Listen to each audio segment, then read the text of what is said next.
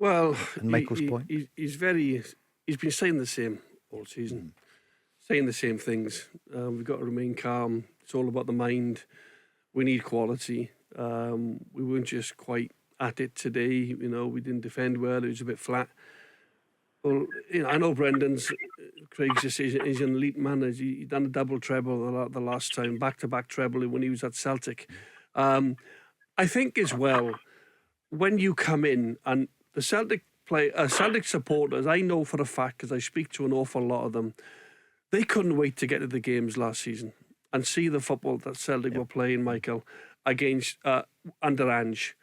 They were scintillating, they were passing it, they were getting the fullbacks forward, they were scoring loads and loads of goals, they were defending well. Yes, all right, they let a few goals in. The Champions League wasn't a great sort of campaign, but the fans were enjoying the football. They were pressing high, they were working so hard. And this season there's been a number of changes, a number of injuries, and I think Brendan has run out of things to say in the press because Celtic have drawn 5 games. They've lost to Kilmarnock in the Cup. Then a Celtic team that I would know, any Celtic team, would be determined to go there a few weeks later. Do not let what happened in the Cup happen again. And they were 1-0 up in the first half. They hardly had a shot at goal in the second half. The way they lost to Kilmarnock was shocking in the league. So for Kilmarnock again, and listen, Derek McInnes set them up really, really well. But for me, it's just a case of, Michael, sometimes the best team in the league wins it.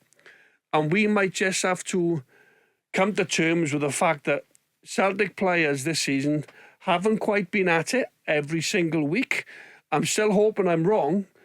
Celtic are not, they're far from out of this title, but you must know we have to improve tenfold on the performances that we've seen so far.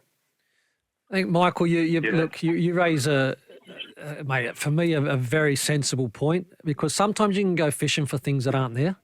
And confidence is a huge part of football.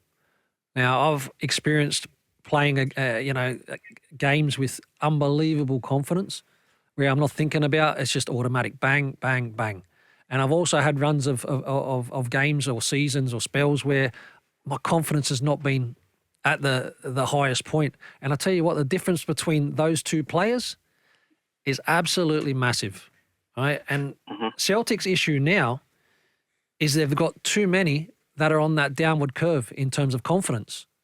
And that's what happens. Everything becomes an arm wrestle. It's hard work. It's a win, but it's late and it's nervy. And this is the cycle at this moment in time. And there's, as we know, we keep saying 12 matches to go. There's a lot of football that's still to be played. A lot of football still to be played. Michael, on your point about Brendan Rodgers, but I remember in the summer Callum McGregor met him in Mallorca, I think. Now, Callum McGregor, outstanding. He was delighted Brendan Rodgers is back. Ange had gone. Ange is adios. He's in London. He's not here. Those days have gone. Well, thing is, Paul, if you Matt O'Reilly, sorry, John. Matt O'Reilly also said he's great to work with. Yeah, but if you take your captain, who has currently worked under Brendan Rodgers, who's been successful under Brendan Rodgers, you take him to meet Brendan Rodgers, and of course he's going to back him. He ain't going to say against the strength of the board, look, we're thinking of bringing Brendan Rodgers in. We'd like to take you with us when we meet Brendan. He ain't never going to go against that. He was delighted, John. Yeah, exactly. He was delighted. A lot of Celtic fans were. Yeah.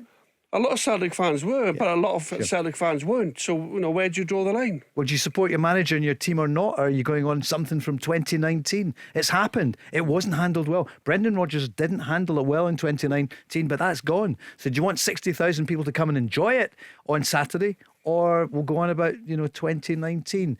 Fascinating. Michael, what's the answer? What I know you said it's a confidence thing. What's the answer? John, the answer is get Martin O'Neill Get Martin O'Neill back till the end of the season. That's the answer. What a shout that is. That is the only option. Honestly, that's the only cure for really? us to fix it, to give us a chance. Honestly, Paul, you can say, I know you were saying about Brendan, he's a good coach, and I no doubt he is a good coach. No doubt, he's obviously. Yeah. But You don't need to be a good guy to be a good manager. Oh, I hear you. You know Dave, what I mean? let's put that to Dave in Thursday. What would you say as a Celtic fan, Dave? I have concerns about the fact that he keeps banging on about we need quality. Because what does that do for the players that are already in the team that have played for the team and playing for the club at that time? Correct. Do they think, oh, he obviously thinks I'm not good enough? You know, I mean, as a manager, you know, if you get individuals in your team that you need to get a bit more out of, then the polite way and the sensible way to do it is out in the public eye. You know, don't keep banging on every interview. We need quality. We need quality. But you know, how do the guys feel about that if they're in the team? Yep, that's a really good point, Dave. Thanks so much for the call, Michael, as well. It's not an easy one to solve, but you threw in a grenade there on that one that you would bring in Martin O'Neill. Give us a lift. Martin O'Neill would give us a lift. But Michael, he would also. It would cost Celtic a fortune to get rid of Brendan. There's 2 points in it. It would there's cost, 2 it would points in cost it. them a fortune. Yeah, So if Celtic weren't willing to go and spend 4, 5, 6 million on a player in the transfer window, they're not going to. I can't see how that could happen, and would happen. But Martin O'Neill, he's a bag full of energy and obviously knows the club inside out. Yeah. John, It's a shout that the fans, you know, let's hear from you tonight, the fans, the Celtic fans. Would you like to see Martin O'Neill come back? But as Craig said, if they were going to, I think Brendan's got a 2 or 3 year, maybe, I'm not quite sure. It was a 3-year deal on his contract, but it'd cost him a lot to bring Brendan back. So it would cost him probably even more to bring another manager in right now at this moment. I don't think that'll happen. But obviously, Michael's put the cat amongst the pigeons there.